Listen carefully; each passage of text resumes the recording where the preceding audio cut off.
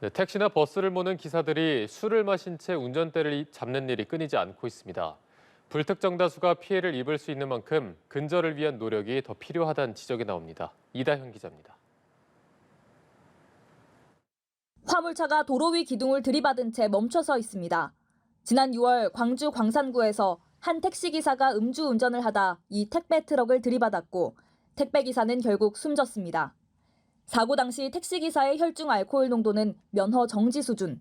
지난달에는 서울의 한 시내버스 기사가 술을 마신 채 승객들을 태우고 버스를 몰다 적발되는 일도 있었습니다.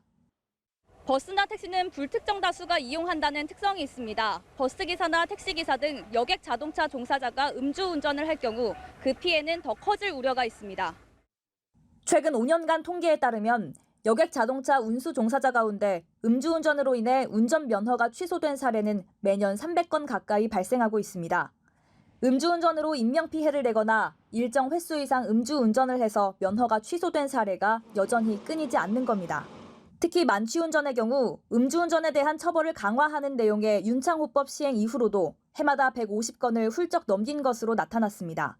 자동차 운행 전 운수 종사자의 음주 여부를 확인하게 하고 있고 지난해부터는 음주운전으로 면허가 정지될 경우 운수 종사자 자격도 취소하는 법이 시행됐지만 뚜렷한 감소세는 보이지 않고 있습니다.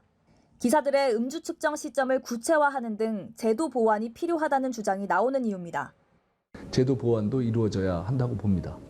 음주 운전으로 인한 면허 취소 규정이 있음에도 불구하고 운수 종사자들의 음주운전 행위가 지속적으로 이루어지고 있다는 현상을 사각지대가 남아있는 게 현실인 만큼 더 철저한 관리 감독이 이루어져야 한다는 지적입니다.